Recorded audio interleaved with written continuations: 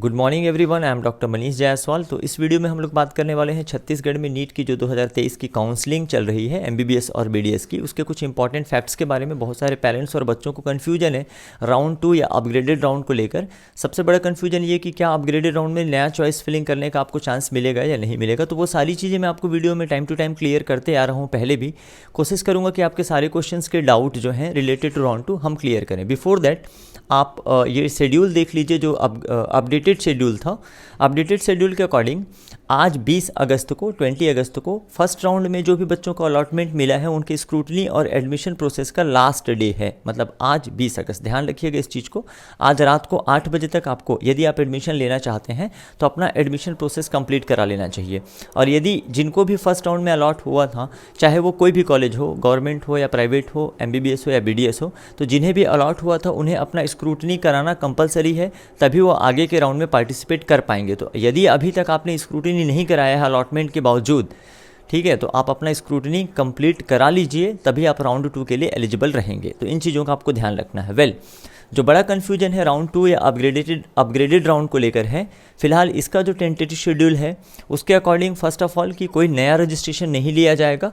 तो क्योंकि नया रजिस्ट्रेशन नहीं लिया जाएगा तो फिर से पेमेंट की तो कोई बात नहीं आती है। चॉइस फिलिंग और चॉइस लॉकिंग के लिए क्या आपको चांस मिलेगा या नहीं मिलेगा, ये बातें आगे क्लियर हो जाएंगी, है ना। राउंड 2 के लिए 2 दिन में आपका सीट प्रोसेस किया जाएगा और 3 सितंबर को आपको राउंड 2 का अलॉटमेंट देखने को मिलेगा।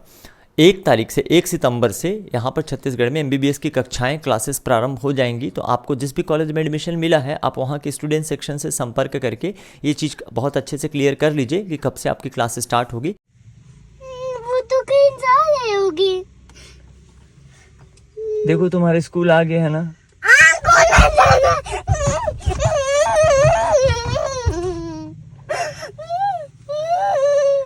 मुझे कोई नहीं घूर रहा है। अब घर जाएंगे, आज स्कूल बंद हो रहा है। देखो तो सब बच्चे तो जा रहे हैं ना।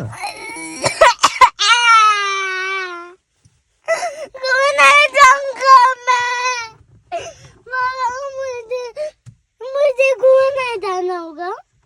तभी कैसे करोगे, स्कूल नहीं जाओगे तो। मैं आपके साथ घर जाऊंगा। चलो गाड़ी स्टार्ट करो, फिर चलो घर स्टार्ट करो गाड़ी। पापा आप ही स्टार्ट करो। पापा पापा डी ए। तो ये सारी चीज़ें, चलिए आपके डाउट्स मैं क्लियर कर देता हूँ। एक क्वेश्चन है कि is it necessary to join allotted medical और dental college of round 1 to get chance to participate in round 2। इसका मतलब ये है कि राउंड 1 में जो भी आपको कॉलेज मिला है, मेडिकल या डेंटल कॉलेज, तो राउंड 2 में पार्टिसिपेट करने के लिए क्या उस कॉलेज को ज्वाइन करना आवश्यक है, नेसेसरी है? तो ऐसा बिल्कुल नहीं है। कैंडिडेट नीड नॉट रिपोर्ट और join the allotted college of round 1 since there is free exit. तो फर्स्ट राउंड में अगर आप नहीं भी ज्वाइन करते हैं, ठीक है, और ये सारी चीज़ें आप बहुत अच्छे से क्लियर कर लीजिए, ज्वाइन नहीं करते हैं उसके बावजूद भी आप राउंड 2 में पार्टिसिपेट कर सकते हैं। लेकिन यहाँ पर छत्तीसगढ़ का रूल ये है कि राउंड 1 में जिन भी बच्चों को अलॉटमेंट मिला है, अगर उनको गवर्नमेंट मेडिकल कॉलेज मिला है तो उन्हें ज्वाइन करना कंपलसरी है। ज्वाइन करने के बाद ही वो राउंड 2 में या अपग्रेडेड राउंड में पार्टिसिपेट कर सकते हैं, ठीक है। However if they want to retain the round 1 seat and upgrade in the round 2, they have to physically join the college of round 1 and give up upgradation willingness for the round 2 at the time of admission. तात्पर्य ये है कि यदि आप चाहते हैं कि round 1 में जो कॉलेज की सीट आपको मिली हुई है और आप उसे रिटेन करना चाहते हैं, बनाए रखना चाहते हैं, तो आपको वहाँ पे एडमिशन लेना चाहिए और फिर अपग्रेडेशन के लिए अपनी इच्छा जाहिर करनी चाहिए। विलिंगनेस, दैट मीन्स कि आप अपनी इच्छा जाहिर करेंगे तो आपको अपग्रेड करने का मौका मिलेगा। यदि आपने राउंड 1 में अलॉटेड कॉलेज में एडमिशन नहीं लिया तो आगे के किसी भी राउंड में आपको सेम कॉलेज की सेम सीट अलॉट नहीं होगी। ये चीज़ें भी आपको डीएमई की वेबसाइट में पहले से क्लियर कर दी गई हैं। नाउ द नेक्स्ट क्वेश्चन है बच्चों का, if a candidate does not report at the allotted college during round 2, ठीक है, whether he has to register again for the mop up round।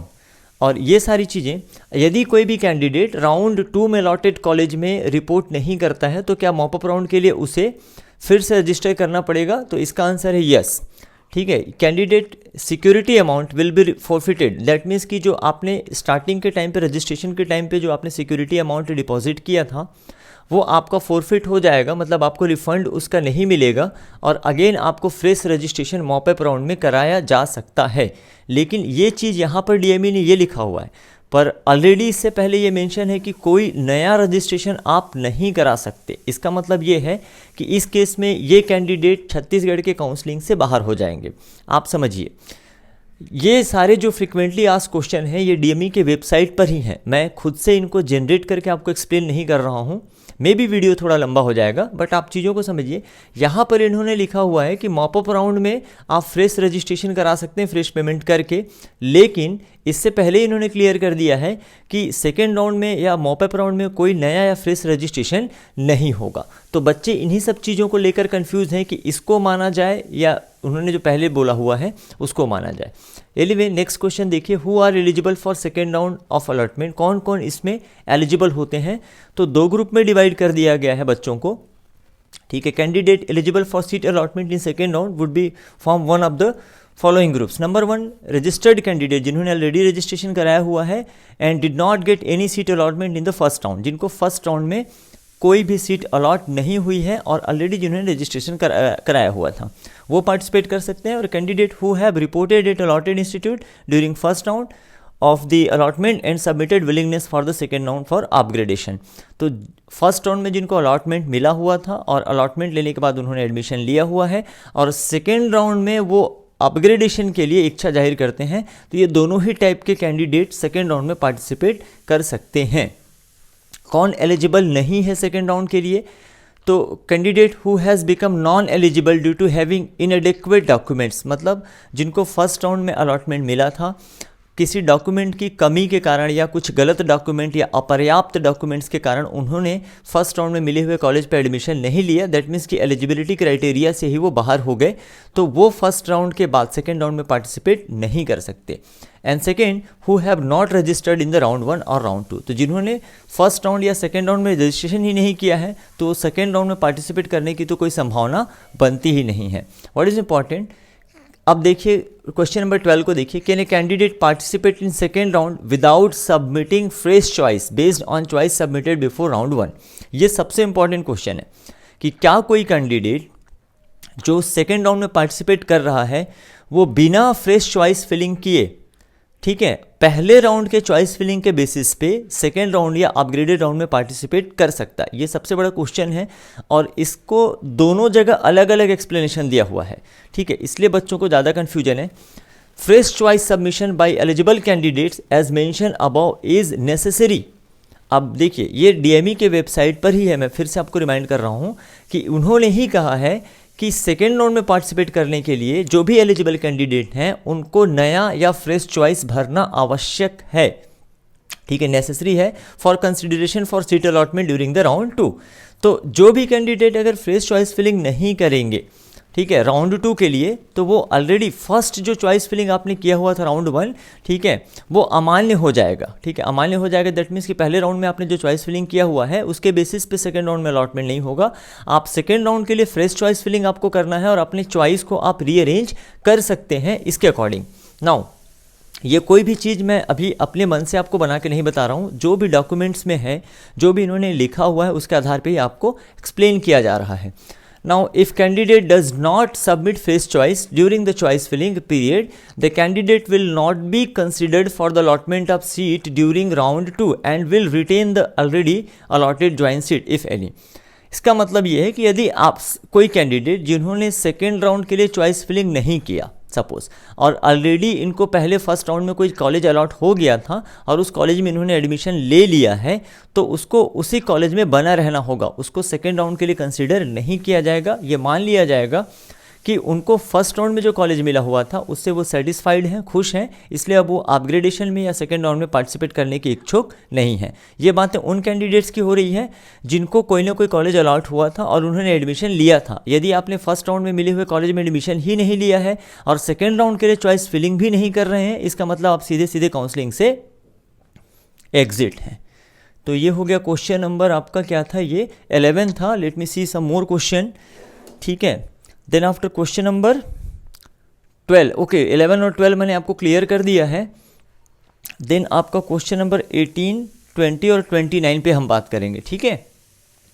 क्योंकि सेकेंड राउंड के बाद वाला जो प्रोसेस है वो तो हम लोग उसके बाद में डिस्कस करेंगे, हालांकि ये आप आराम से 18 can I modified my choice during the period of exercising of choice and locking during first round and fresh choice submission and locking for second round and subsequent rounds. Yes, तो आप अपने choice filling को first round के बाद, इसका मतलब यही है कि फर्स्ट राउंड के बाद जो सेकेंड राउंड होगा उसमें भी आप अपने चॉइस फिलिंग को मॉडिफाई कर सकते हैं, कुछ कॉलेज को ऐड कर सकते हैं या कुछ कॉलेज को डिलीट कर सकते हैं जिसको आपने फर्स्ट राउंड में भरा हुआ था। हो सकता है कि फर्स्ट राउंड में आपने सारे कॉलेजेस को डाला रहा होगा, उसमें से कोई कॉलेज आपको अलॉट हो गया, अब आपको लगता है कि ठीक है ये कॉलेज मुझे जो अलॉट हुआ है मैं उसके साथ कंफर्टेबल हूँ, और अगर मुझसे इससे सिर्फ बेटर कॉलेज मिलता है, एक या दो, ठीक है, तभी मैं जाऊंगा, अदरवाइज जिस कॉलेज में मुझे मिला हुआ है मैं वहीं पे कंटिन्यू करना चाहता हूं। तो उसी आधार पे ये कहा गया है कि आप अपने चॉइस फिलिंग को मॉडिफाई कर सकते हैं। अब आप सिर्फ उतनी ही चॉइस फिलिंग डालिए जिसमें आप जाना चाहते हैं, अदरवाइज जिस कॉलेज में आपको मिला हुआ है आप वहाँ पे खुश रहिए। But once you lock your choices then you can not modify.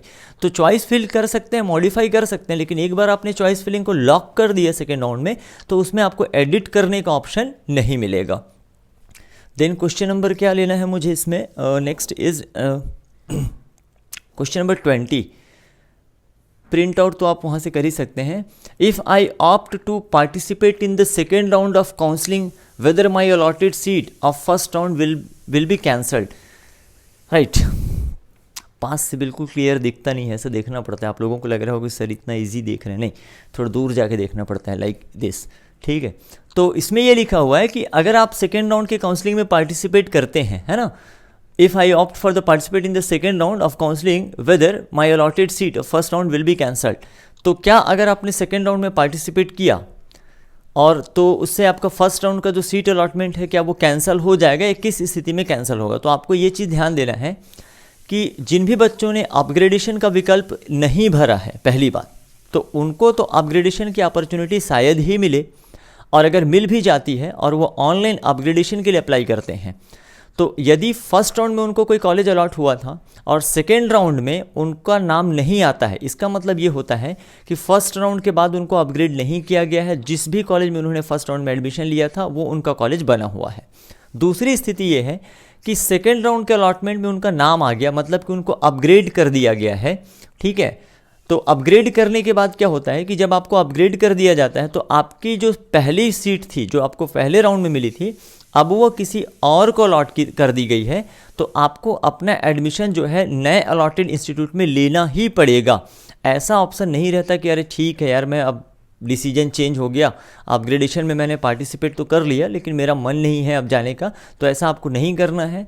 आपको कोई नया इंस्टीट्यूट अलॉट कर दिया गया है तो उस केस में आपको नए इंस्टीट्यूट में जाकर एडमिशन लेना ही होगा। पढ़िए, in case you are not allotted any seat in the second round you will be retain, मतलब आपको सेकेंड राउंड में कोई सीट अलॉट नहीं हुआ है तो पहले राउंड का जो सीट है वो आपका रिटेन रहेगा, बना रहेगा। However on upgradation of the seat in the second round the earlier allotted seat in round 1 will automatically be cancelled। यदि आपको सेकेंड राउंड में अपग्रेड कर दिया गया, इसका मतलब ये होता है कि राउंड 1 में आपको जो सीट अलॉट की गई थी वो ऑलरेडी कैंसिल हो चुकी है, मतलब आप पहले जो राउंड में कॉलेज मिला था वो कैंसिल हो चुका है एंड आपको अलॉटेड टू अनदर कैंडिडेट, उस सीट को दूसरे कैंडिडेट को दे दिया गया है। Therefore you are advise to fill in only higher choices और any other choices which you prefer over the earlier allotted seat for the second round. Second round में चॉइस फिलिंग भरते समय इस बात को आपको ध्यान रखना है कि आप हायर चॉइस ही भरें, लोअर चॉइस को ना भरें, बिकॉज ऑफ, क्योंकि अगर आपको अपग्रेड कर दिया गया, देखिए जो कॉलेज आपको मिला हुआ था उसको तो आप चॉइस फिलिंग में नहीं डाल सकते,